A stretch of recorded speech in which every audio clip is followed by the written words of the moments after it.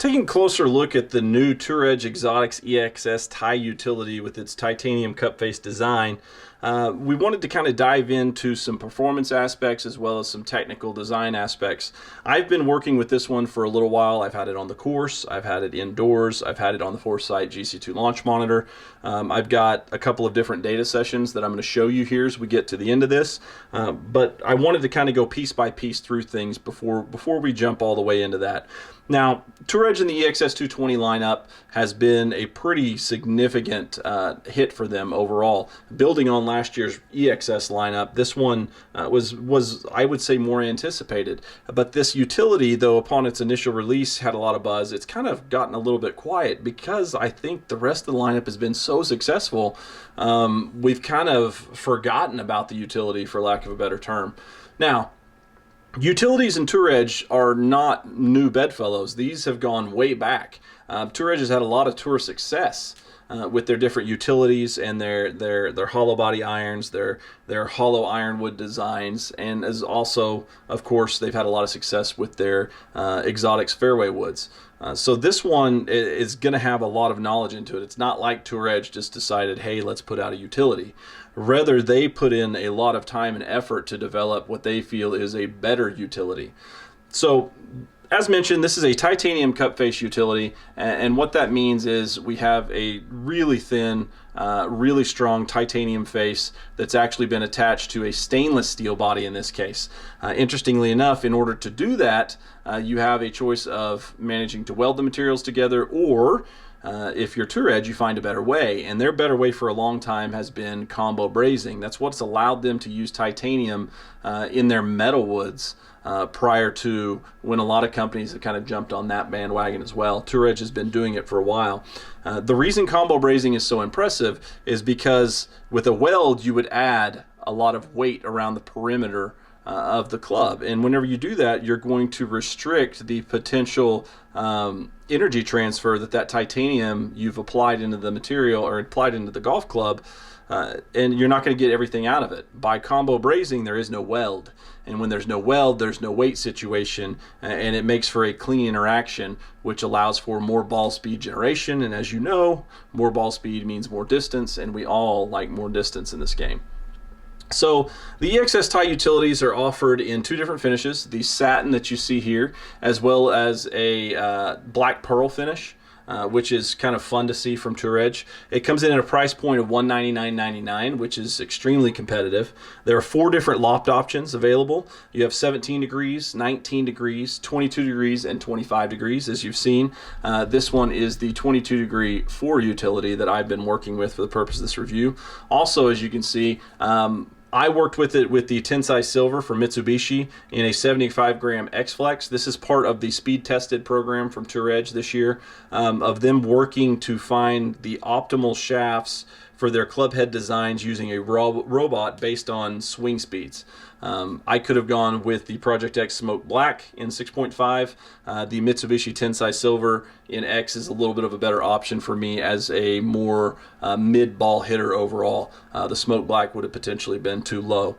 Now, the design itself is a hollow body utility design. As you can see, with so many different designs out here today, you do have the weight plug or the weight screw allowed to adjust the design and make sure weights and swing weights are going to be hit properly from the manufacturer. The reason we're going to these hollow body designs is what it allows us to do with positioning mass in the head. The more that you can get it to the perimeter, the more you're going to increase the overall MOI. Also, the more you can get that center of gravity low and down in the club, you're going to increase your overall forgiveness and launch. Things that are part of the reason for someone going to a utility iron compared to playing their traditional set irons. Obviously, a hybrid is going to be more forgiving. A utility is better than, say, an iron in terms of ball speed retention and what you're going to see forgiveness-wise, but it is still a utility iron, and I think that's important to kind of to keep in mind whenever you're going through these things. Your ability as a ball striker is still going to determine just how much you're going to get out of these clubs. Your swings obviously aren't like mine aren't like yours, but it is good for us to be able to take a look at this overall picture and kind of see what's going on. Now, the overall hollow body design is also important as it pertains to the titanium cup face that's been put in here, because by using titanium, Tour Edge managed to save a whole lot of weight, and because they were able to save that weight, they were able to utilize what is a more narrow sole compared to a lot of utilities out there, and compared to a lot of utilities that Tour Edge have produced in the past. That titanium allows them to keep things thinner because you're no longer having to make up for the weight of the weld and the other material in the face. And the only way from that point to get your overall forgiveness up is to just make the sole really, really wide. This is bigger. It does have a really nice soft leading edge, which is part of their hybrid rounded sole design, as they're referring to it as.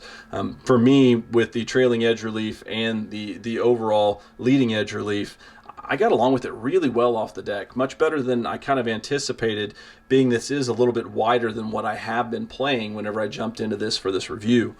Now, when you set the club at address, it's worth mentioning and definitely worth me showing you because this is kind of one of the more impressive overall aspects of the Ti-Utility from Tour Edge. Number one, if you notice from this, offset is pretty nice. I don't think there's going to be a whole lot of people that are going to look down at this one and go, oh, that's too much offset, like so many picky eyes do. Now, the top line obviously is going to be on the thicker side because by design it kind of has to be. It is a little more squared off here. They have tapered the edges a bit, which makes it a more blended overall look. The biggest thing for me that I want to point out here, though, is right back here in what you don't see. With a lot of utilities out there right now, when you set them at address like this, you are going to be able to see the sole or the cavity from address.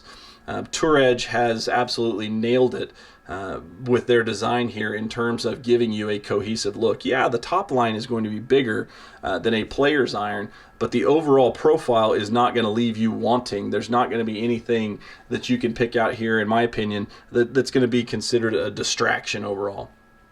As you get back to the titanium cup face, and as we get into our data, I'll touch on it some more. I want to mention feel-wise for this one, it is a little bit on the more firm side of things. That could be to do with the titanium and the stainless steel being used in this, but it's not clicky, it's not overly harsh, it's not any type of feedback that's going to deter you. It's pretty pleasant to the ears, and it's really powerful whenever you find the center regions of the face. However, if you do miss to the perimeters too extensively, you're going to get the feedback. You're going to get feedback to know exactly where you missed, and you're going to see what's going to happen from that. Now, if we take a look at the data here, I have two different data sets for you, as I mentioned on the Foresight GC2.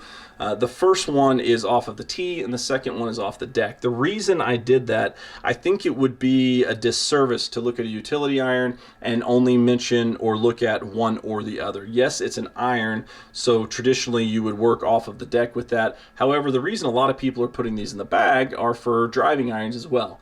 So first, taking a look at the T data set, you'll see in this sample size, I ended up averaging 138.6 for my overall ball speed, which is really good for a 4-iron for me. 140 is the peak and 137 coming in at the low, combined out to a 13.9 degree overall launch angle, leading to a 35-yard peak, which as a mid-ball hitter is exciting to see.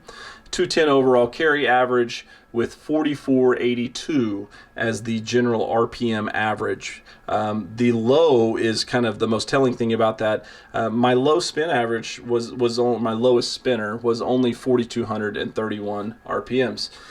Whereas the high, which was a low shot that you'll see on the data set, did get that spin you see whenever you catch something on the lower side, but it still stayed in a really playable overall range.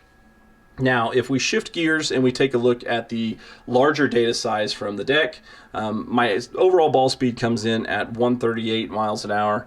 Now, 140.5 as the peak, which was the highest that I recorded, and that is a very, very hot 4 utility off of the deck. 12.4 overall launch angle average, that comes in about 1.5 degrees lower than off the tee, which is what I would expect. Slightly lower spin average at 4,100 RPMs. We're seeing about 380 RPMs of difference there.